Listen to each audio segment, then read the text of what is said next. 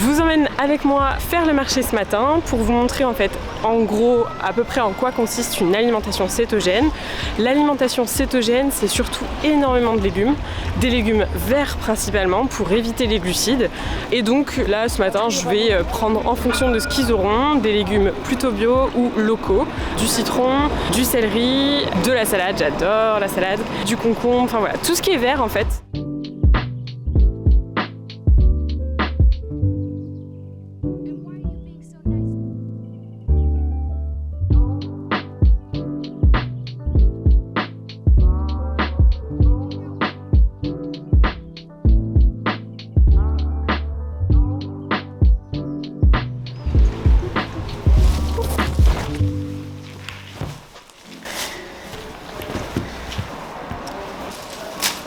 Retour d'un marché avec pas mal de légumes et surtout des légumes verts. C'est vraiment la couleur en fait. Tous les légumes verts, vous pouvez y aller sans hésiter. Un peu de persil, salade, cébettes, céleri, fenouil, courgettes et du concombre. Un peu de citron quand même.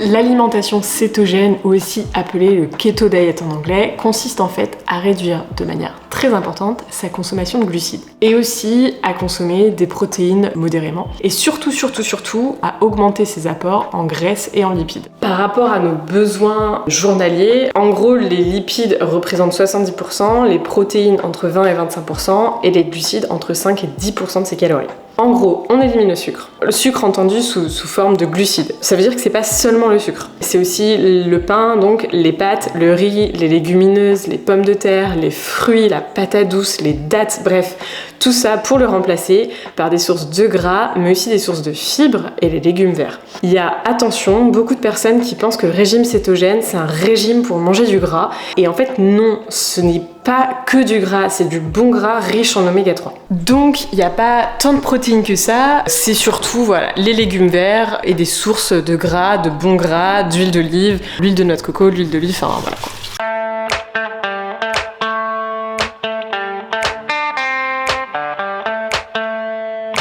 Et j'adore cuisiner avec de la musique.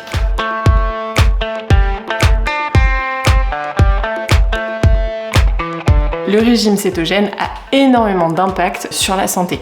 On améliore notamment son niveau d'énergie et sa santé au général. Chacun a son approche. Moi, j'ai une approche de manière générale qui n'est pas toujours cétogène. Je ne suis pas toujours en alimentation cétogène. Par contre, j'ai une approche low carb, c'est-à-dire que j'essaye de diminuer ma part de glucides au quotidien sans forcément tout le temps être en cétose. Si vous voulez en savoir plus, je vous invite aussi à aller écouter le podcast avec Magali, qui est l'épisode numéro 4 de mon podcast. Elle donne énormément de détails sur le régime cétogène et donc n'hésitez vraiment pas à aller l'écouter si vous voulez en savoir plus.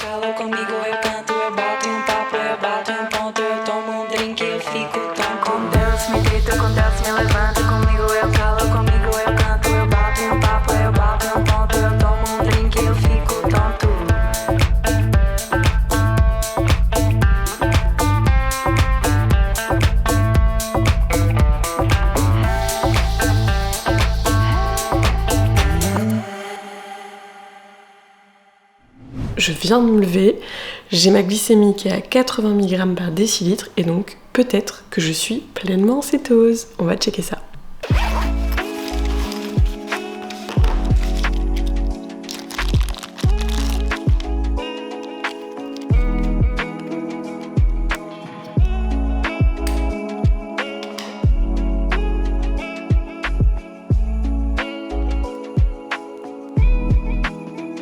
Bon, bah non, ça augmente petit à petit, mais je suis toujours pas. C'est quand même assez cool parce que ça fait longtemps que j'avais pas vu de progression de mon taux de cétone, donc je pense qu'on est pas loin. Ce matin, c'est un peu relou.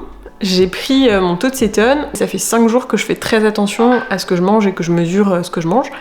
Ce matin, je pensais vraiment que j'étais en cétose parce qu'hier j'ai eu une énergie de dingue, vraiment je me sens hyper concentrée quand je fais quelque chose, c'est tellement agréable, c'est limite addictif en réalité. J'ai pas forcément beaucoup dormi mais je suis en super forme, je le vois grâce à mon taux de glucose, j'ai un taux de glucose qui est lisse mais c'est vraiment dingue de voir un taux de glucose aussi lisse, on ne constate même pas quand est-ce que je mange. Et pourtant, ce matin je suis à 0,5, j'ai les boules, mais j'ai vraiment les boules quoi, voilà, j'ai les boules.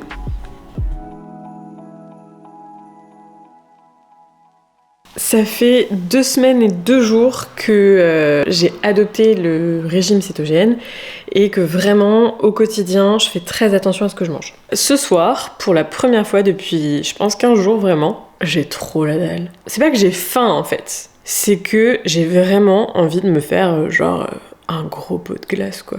Et là pour le coup ce soir c'est assez dur de résister à la tentation. Chose plutôt facile, j'ai rien dans mes placards. J'ai eu des pétages de plomb alimentaire, des moments où c'était plus difficile de gérer les envies de manger tout simplement, où je mangeais par pulsion, un bout de fromage ou ce genre de choses.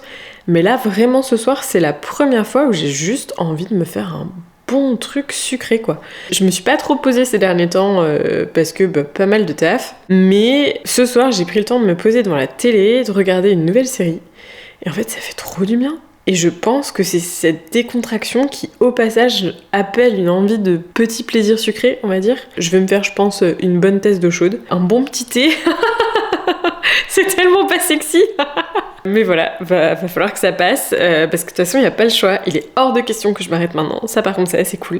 J'ai atteint le stade où j'ai vraiment une détermination de ouf, où j'ai passé le plus difficile, vraiment, je le sais. Faut pas perdre la motivation, parce que vraiment, les effets sont là.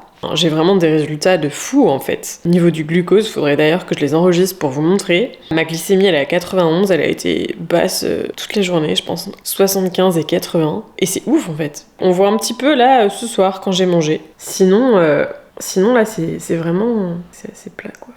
Le régime cétogène, on va dire qu'il fonctionne à partir du moment où on arrive à détecter des cétones et on en ressent déjà les effets à partir du moment où on ressent les cétones. Tant que je me teste et que j'ai des cétones dans le sang, c'est déjà une bonne chose. Maintenant, moi ça m'embête parce que j'aimerais atteindre cet état de cétose supérieur qui est au-dessus de 1, à peu près à 1,5-2 millimoles par décilitre, si je dis pas de bêtises. Et dernièrement, quand je me suis testée, j'étais à 0,7. Et sinon, le maximum en fait où j'ai pu être, c'était 0,9 quand j'ai fait le jeûne. Mais depuis, j'ai pas eu de zone particulière vraiment de cétose.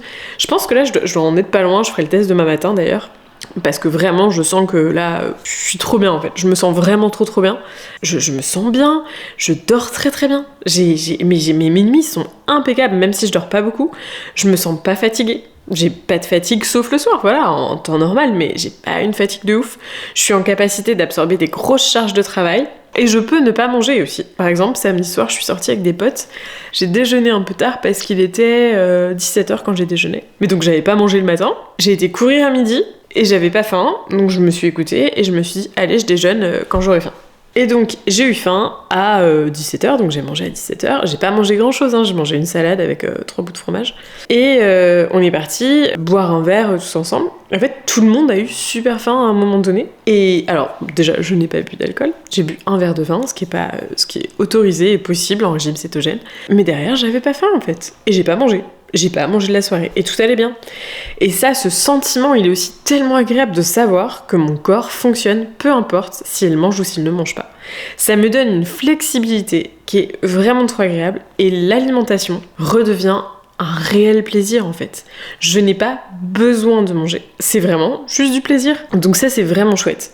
Ça enlève pas mon envie de manger ce soir sucré, mais partager ça avec vous, c'était déjà pas mal et je sens que c'est en train d'un peu partir. Donc c'est parti pour la tisane et puis je vous souhaite une bonne nuit.